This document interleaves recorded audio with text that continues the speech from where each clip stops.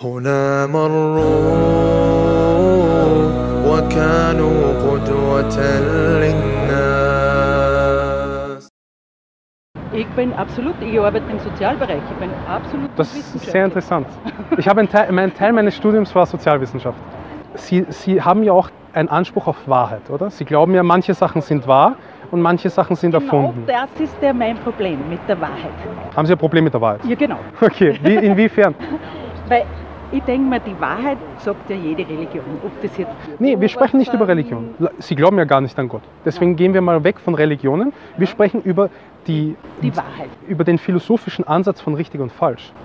Ja. Wer definiert das nach Ihrem Weltbild? Was Im richtig und Prinzip falsch gibt's ist? das nicht. Es gibt für mich nicht richtig und falsch.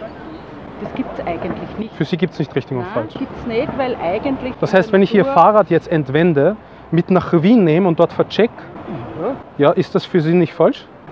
Ja schon, aber probieren Sie es einmal. Nein, schauen Sie, wir sind an einem seriösen Dialog interessiert. Ich weiß, dass Sie, nehmen Sie das nicht locker. Nein. Wir sind hier, um mit den Menschen in Dialog zu treten. Warum ist es falsch, wenn ich Ihnen Ihr Fahrrad klaue? Warum ist es falsch? Weil Sie gekauft haben. Okay, Sie besitzen es, ja? Sie haben einen Vertrag. Haben Sie den Vertrag selbst? Für mich beschlossen. Warum ist es für die Menschen, warum hat dieser Vertrag Gültigkeit für andere Menschen? Weil es ist ja Ihr Weltbild, sagen Sie. Sie sagen ja, so wie ich das sehe, ist es mein Fahrrad. Aber was ist, wenn jemand sagt, es ist mein Fahrrad?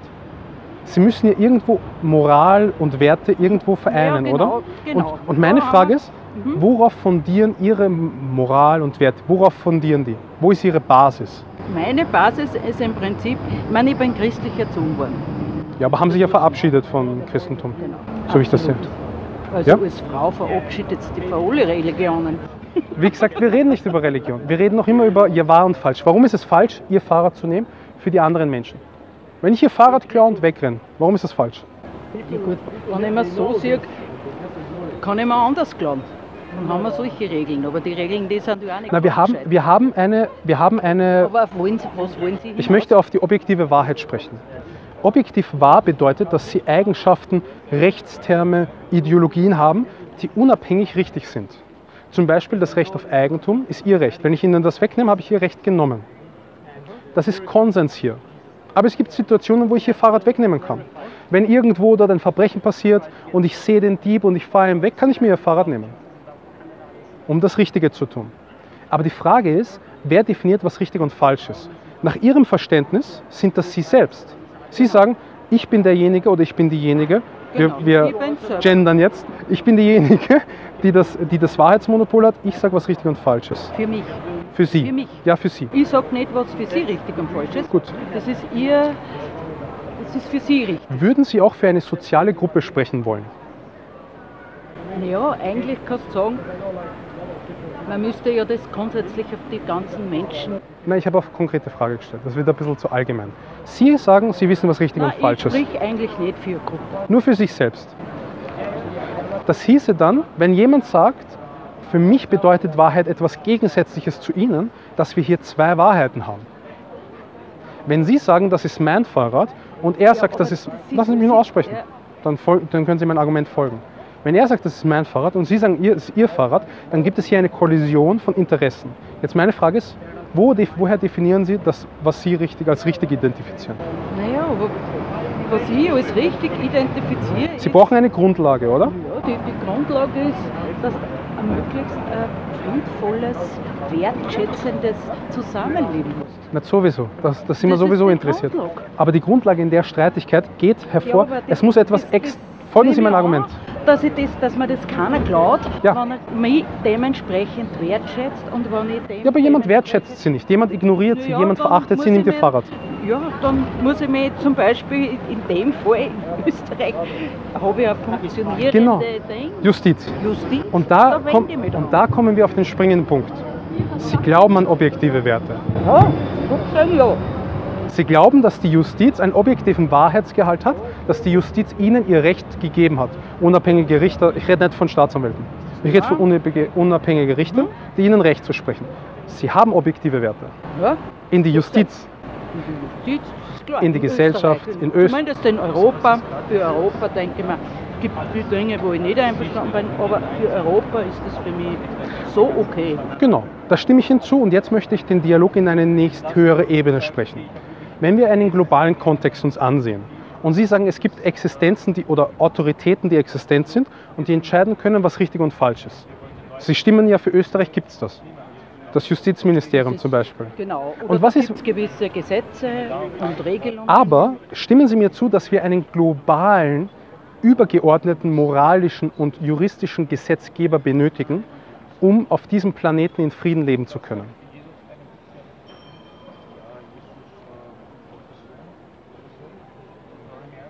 Also da tue ich mich jetzt schon schwer.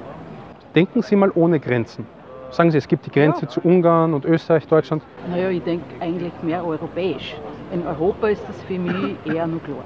Okay, dann gehen wir von dem eurozentristischen Weltbild weg Gehen wir zu einem weg. globalen Gehen wir zum Weltbild. Beispiel jetzt, ich sage jetzt, Wahrheit und ja, es geht noch wär um das. natürlich das wäre ja eigentlich wünschenswert, dass es so läuft. Nur Wir brauchen eine übergeordnete Instanz. Stimmen Sie mir zu? Die richtig und falsch definiert. übergeordnete Instanz in dem Sinn. Weil wenn Sie ein Teil der Instanz sind, sind Sie ja individuell ein Teil davon. Das heißt, Sie haben Ihre Aspekte von Ihrem Weltbild, was Sie gesagt haben, richtig, falsch, in die Entscheidungsfähigkeit implementiert. Ja, Das kann nicht global richtig sein. Weil der Mensch in China und der Mensch in Asien und der Mensch ja in Afrika anders. denken anders. Genau, darum denke ich mir, da ist ja dann die Vielfalt wieder weg. Ich Okay, bin ja für aber Vielfalt. dennoch ist die Herausforderung nicht gelöst, dass wir einen übergeordneten Entscheidungsträger brauchen. Können Sie dem folgen? Kann ich nicht folgen. Also für Sie Nein, braucht man für das mich- nicht. Für mich ist das, glaube ich, nicht okay. Nein. Jeder kann sich selbst entscheiden, was richtig und falsch ist. Naja, ich denke jetzt, wenn ich mir anschaue, die Kontinente. Okay, die Asiaten haben andere Kultur, da ist es schon anders. Genau, Das ist einfach anders. da gibt ja, stimmt schon. Da Ist man die- weiter in Distanz, genau, da ist man andere einfach Kultur. Andere Kultur. Afrika auch, ist auch anders. Arabischen Länder sind wieder Ja, anders. aber nach Ihrem Verständnis können die entscheiden, was richtig und falsch ist. Ja, sicher. Gut, meine konkrete Frage, warum waren die Nazis dann falsch? Sie hatten Konsens in Europa, dass es richtig ist. In Zentraleuropa. Sie haben Deutschland, Österreich, die Türkei, Sie haben also ja damalige nur Osmanische das war Reich. halt äußerst negativ. Na warten Sie, für die Nazis nicht. Ja, ich weiß, leider. Adolf Hitler hatte das Verständnis, etwas Gutes zu tun. Genau, das hat er gehabt. Warum war das falsch? Aber in Wirklichkeit hat er ja eigentlich nicht. Nee, Sie kommen mir hier jetzt nicht weg. Warum war es falsch, was Adolf Hitler gemacht hat? Bitte, ich meine, Na, warum? Entschuldigung, Nach seinem Verständnis? Nein. einen Haufen Leid umgebracht. Ja, jetzt bleiben wir aber konsistent. Ihr Argument war, jeder kann entscheiden, was richtig und falsch ist. Ja, Sie aber haben du sogar eine eurozentristische Brille angehabt. Und jetzt Du meine nicht. Ja, aber ich bin hier konsistent. Ich ziehe das hier durch. Also, ja? Nein, Warum, also mit warum, sowas können Sie mir nicht tun, weil das ist, na, das ich ist sage Ihnen, nicht in Ordnung. ich sage Ihnen, Ihnen hat falsch gelegen. Ja, Oh, sicher, ich sage noch absolut. warum. Nee, ich sage noch warum. Es wäre auch aus meinem Verständnis in der damaligen Zeit auch falsch gewesen. Weil wir darauf sagen, dass niemand aus sexueller, kultureller, religiöser Ansicht verfolgt werden darf. Genau. Wissen Sie, warum ich das nicht mache und warum das nicht in unserem Narrativ passt? Weil das der Schöpfer vom Universum so klar definiert hat. Und hier gehen wir auf die Ebene, jetzt gehen wir auf die Ebene. Ihr Schöpfer. Ja, lassen Sie mich nur das Argument fertig und dann erörtere ich Ihnen die Frage. Diese Existenz hat die allgemeine Weisheit, die allumfassende Weisheit. Er weiß, was richtig und falsch ist und er weiß, dass der Nationalsozialismus falsch ist. Weil Genau er mit die dem Summe... Schöpfer der tue ich mir schon wieder schwer. Ja, aber wir sind ja darauf eingegangen, dass die Menschen unter sich nicht für richtig und falsch definieren können. Es gibt bis heute noch Genozide. Ja, Warum gibt es die? Weil Menschen falsch entscheiden. Wer kann nicht falsch entscheiden? Der die Gier, sage ich einmal, und die Macht einfach eine Eigenschaft ist des Menschen. Wir haben den freien Willen. den haben wir, Gier dessen sind wir im und Die Besitz. Macht ist halt leider, spielt eine größere Rolle. Und du kannst für Gier, Macht und Neid, Eifersucht viel Leute gewinnen. Die Energie ist halt auch da. Nee, das stimme ich hinzu. Als Soziologin oder im Sozialbereich tätig, wissen Sie, dass es richtig und falsch gibt. Ich stelle die Behauptung auf, dass Ihr Verständnis nicht individuell ist, Sie fußen genauso ihre moralischen Werte auf einen objektiven Maßstab. Nur sie wissen das noch gar nicht. Weil wenn ich Ihnen was wegnehme, dann wissen Sie es. Weil Ihnen dieses Gefühl von Ungerechtigkeit kommt nicht von irgendwo. Verstehen Sie? Dieses Gefühle wie Trauer, Wut, Mangel an irgendwelchen Kompetenzen. Aber jetzt muss ich fragen, was glauben Sie? Ich gebe Ihnen das Gegennarrativ. Nach unserem Verständnis ist derjenige, der allweise ist, allmächtig. Ja, aber wer ist das? Ja, lassen Sie mich kurz aussprechen. Nicht ein Teil der Welt. Das heißt, gehen wir weg von Gott, sagen wir Schöpfer. Der Schöpfer, der das Universum und alle Elemente und Atome im Universum erschaffen hat keine menschlichen Eigenschaften. Er ist übergeordnet.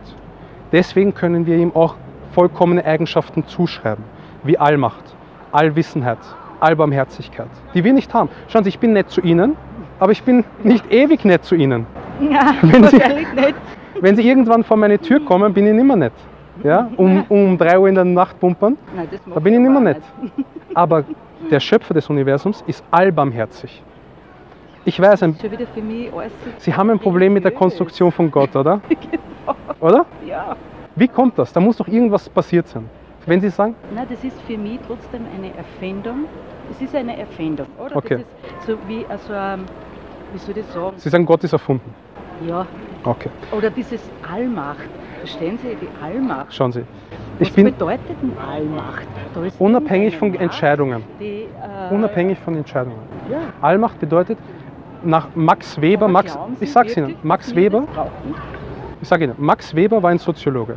Er hat die Definition von Macht geäußert, dass Macht bedeutet, ich kann mein Interesse gegenüber dein Interesse bedingungslos aussetzen. Das heißt, wenn ich will und das Fahrrad soll meins sein, habe ich Macht, wenn ich mir dein Fahrrad nehmen kann. Und wir haben das vorhin schon erörtert, das ist ein falscher Ansatz. Genau, weil Macht, da sind wir schon wieder bei dem Punkt, wo ich schon wieder ein Problem habe. Ich habe ein anderes Weltbild als Sie, das habe ich jetzt schon mitgekriegt. Das ist so, das toleriere ich, das akzeptiere Ist auch ich. schön. Ich finde es immer interessant, wenn ich mit Leuten reden kann, die was einfach religiöses, sie sind sicher religiös, ihr religiöses Weltbild so stark verteidigen. Also das ist ja wirklich... Ich habe noch sehr wenig über Religion erzählt. Ja, aber das geht in die Richtung. Eigentlich, ich war bei Erfahrungswissenschaft, Sozialwissenschaft, Historie. Ja, es ist Über Theologie habe ich noch nicht viel geredet. Ja, da braucht man gar nicht reden, weil... Nee, okay. Konkrete Frage. Sie waren irgendwann mal religiös. Sie waren mal als kleines Kind, waren Sie sicher in der Kirche, oder? Ja, So. müssen. Was ist passiert? müssen. Wo haben Sie gesagt, ich werde jetzt das Gottesbild ablehnen? Was ist da passiert? Was da passiert ist, Ja, da ist irgendwas passiert. Was ist da passiert? ich habe in Kirchen gehen müssen. Zwang. Zwang. Okay. Weil das in Europa einfach so war bei den Katholiken. Und weil das bei der Religion generell so war. Du hast damals nicht entscheiden können, ich gehe Sonntag nicht in Kirchen, weil eigentlich will man das gar nicht anmachen. Mhm. Und wir haben müssen, als Kind. Ich habe auch zu dem Religionsunterricht gehen müssen. Mhm. Und das ist halt so bei Religionen. Das Sagen, das ist so, das ist unser, was ich... Unser Narrativ, wir bleiben Genau. dabei und da kann Erst sich kannst du sagen, man kann sagen, in den sage ich, 80er Jahren hast du dagegen reden dürfen. Genau. In den 90er Jahren sind die Skandale aufgekommen. Genau. Ich rede jetzt Kirchensachen, katholisch. ja, kennen wir aus. Das Missbrauchgeschichten. Ich möchte noch auf Und- auf Ihr eigen historisches Beispiel annehmen. Sie sagen, Sie wurden Zwang ausgesetzt und mussten in die Kirche gehen. Und deswegen kam in Ihnen das Gefühl, ich möchte nicht. Und immer wenn ich in die Kirche gehe, dann muss ich irgendwas tun. Und deswegen will ich dort gar nicht mehr sein, Ich will wenn ich mir die erwachsen Lehre bin. gar nicht anhören. Okay. Meine Frage was? Ändert das an irgendeinem Wahrheitsbeweis etwas? Wenn Sie etwas nicht möchten, heißt es, dass es falsch ist? Ja, das war für mich falsch. Nein, wir haben ja gerade darüber geredet. Falsch und richtig muss objektiv sein, kann nicht individuell sein. Ja, aber wenn ich bin gezwungen worden als Kind, oder? Ja, ja. Als Kind kannst du denn das nicht? Sie sind gezwungen worden, ich glaube in das. Werden, oder? Das ist bei den Ein- Muslimen das Gleiche, das ist bei den Buddhisten. Ich möchte Ihnen ja das Gegennarrativ aus dem Islam darbieten. Wenn Sie sagen, Sie wurden Und gezwungen... wollen wir jetzt sagen, der Islam zwingt Darf ich bitte nicht aussprechen? die Kinder. Darf ich bitte So. aussprechen?